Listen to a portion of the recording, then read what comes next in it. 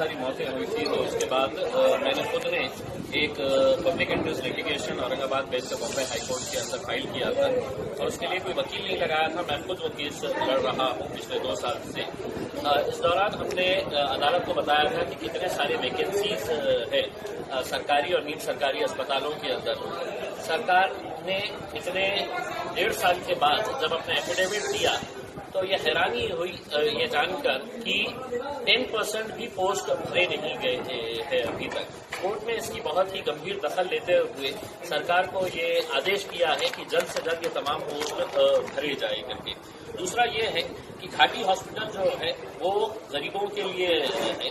तकरीबन 14 जिलों से गरीब पेशेंट्स यहाँ पर आते हैं और वहाँ पर आज भी किसी भी वार्ड के अंदर डॉक्टर चिट्ठी लिखकर दे देता है कि हमारे पास दवाई नहीं है, बाहर की दवा मेडिकल स्टोर से लेकर आओ। घाटी अस्पताल के अतराफ में कम से कम 26 मेडिकल स्टोर्स पिछले 2 साल के अंदर शुरू किए गए हैं। ये क्यों शुरू किए गए हैं? क्योंकि उन्हें अंदर से बिजनेस मिल रहा है। गरीब पेशेंट परेशान है। ऐसे हालात के अंदर जब हाईकोर्ट ने जीएमसीएच को और सरकार को नोटिस इशू किया तो उन्होंने अपने जवाब के अंदर ये नहीं बताया है कि हमारे पास मेडिकल दवाइयों का शॉर्टेज है। उन्होंने प्रोसीजर समझाया अदालत को कि हमारे पास जब शॉर्टेज होता है तो हम हैफकिन इंस्टीट्यूट को लिख कर देते हैं और हैफकिन इंस्टीट्यूट तब ये प्रोसीजर कंप्लीट करता है करके उसमें अदालत ने इसकी बहुत गंभीर दखल लिया है और ये कहा है कि अगर ये सिस्टम इम्प्रूव नहीं हुआ तो हम हाईकोर्ट आदेश जारी करेगा कि कोई भी डॉक्टर डायरेक्ट किसी पेशेंट को अगर चिट्ठी लिखकर नहीं देगा कि ये दवाई तुम बाहर से लेके आओ करके। दूसरा ये है कि इसी जीएमसीएच हॉस्पिटल के अंदर एक डॉक्टर का मामला सामने आया था, डॉक्टर आशीष भिवापुरकर, जो एक कार्डियोवैस्कुलर सर्जन थे। ये मामला मैंने अदालत के अंदर उठाया था कि ये डॉक्टर एक बार भी एक ऑपरेशन नहीं किया है, एक ओपीडी नहीं अटेंड किया है, एक मीटिंग अटेंड नहीं किया है, एक क्लास नहीं लिया है। इसके बावजूद हर महीना 2,52,000 रुपए की ये सैलरी डॉक्टर को दी जाती है, जबकि वो डॉक्टर कभी यहाँ पर आया ही नहीं है। अदालत ने इसकी भी गंभीर दखल ली और उसकी इंक्वायरी लगाई गई थी और उस इंक्वायरी के अंदर वो दोषी पाया गया है, उसके ऊपर डिसिप्लिनरी एक्शन शुरू किया गया है। चीफ जस्टिस ने यहां तक कह दिया था कि हम ये पैसा है तो डॉक्टर से रिकवर करेंगे। मैं अदालत से ये गुहार लगाने वाला हूं, अपील करने वाला हूं कि सिर्फ डॉक्टर से पैसा वसूल करके नहीं होगा।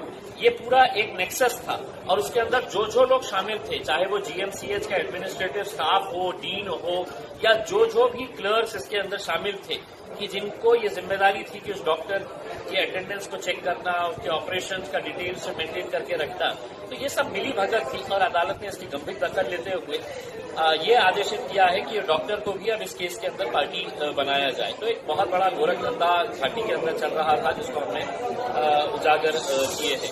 और दूसरे मुद्दे भी हमने अदालत के सामने रखे हैं, जैसे सफाई का मुद्दा है, वहां पर एम्बुलेंसेज जो खंडर होके पड़े हुए हैं, बिल्कुल खराब हालत के अंदर पड़े हुए हैं। ये सब मुद्दे हमने हाईकोर्ट के सामने रखा और हाईकोर्ट ने बहुत ही गंभीर दखल इस बारे में लिया है।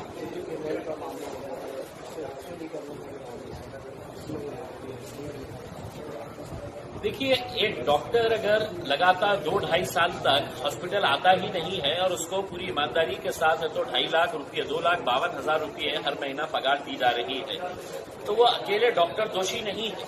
यहाँ का स्टाफ, यहाँ का डीन भी उतना ही दोषी था कि जिन्होंने ये तय किया होगा कि हम मिल बांट के खा लेंगे, आधी पगार तुम ले लो मुंबई में बैठ के, आधी पगार हम मिल के बांट के खा लेते हैं करके।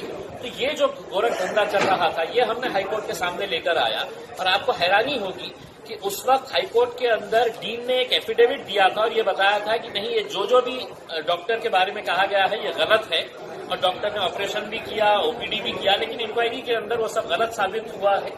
तो हमारा ये कहना है कि सिर्फ डॉक्टर से पैसा वसूल करके नहीं चलेगा, ये पैसा उन लोगों से भी वसूल किया जाए जो यहाँ के प्रमुख थे, जो यहाँ के क्लरिकल स्टाफ था, एडमिनिस्ट्रेटिव स्टाफ था। देखिए, बहुत सारे डॉक्टर्स का ये कहना है कि साहब आप सिर्फ अकेले एक डॉक्टर की बात कर रहे हैं, बहुत सारे गवर्नमेंट हॉस्पिटल्स के अंदर इस तरह का गोरख धंधा चलता है और अगर इसके अंदर तहकीकात की जाए तो बहुत सारे मामले सामने आ सकते हैं। अब हमने एक मामला निकाला है, आगे भी देखेंगे अगर और कई हॉस्पिटल्स के अंदर निकलते हैं।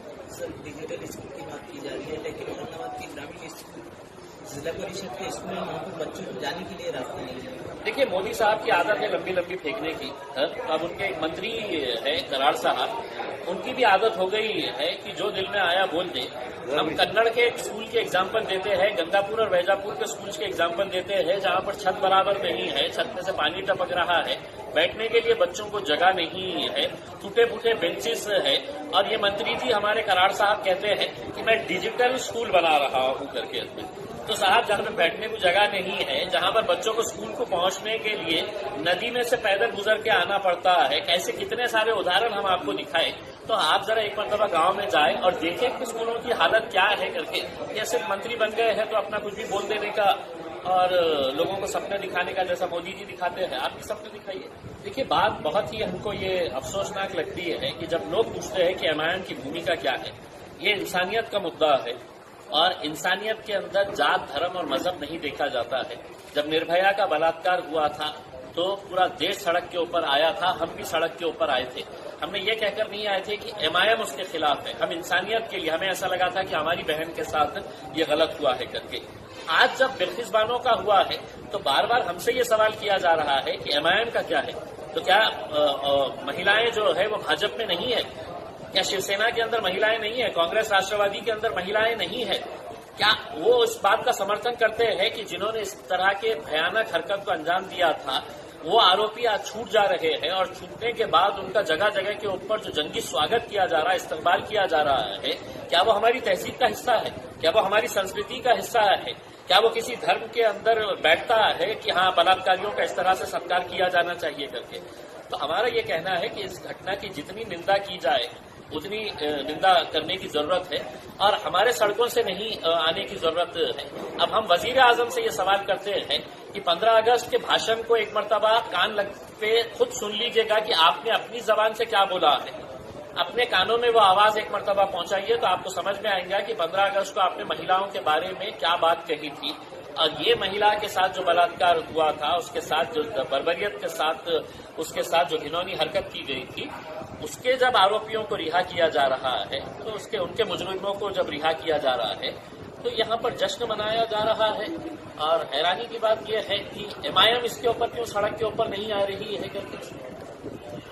क्या करना चाहिए, आपको क्या लगता है? क्या देखिए, इसके अंदर बहुत सारे जो नॉन मुस्लिम जजेस है, ब्यूरोक्रेट्स है, इन्होंने सबने इसकी कड़ी निंदा की है। गवर्नमेंट के ऊपर प्रेशर बनाया है।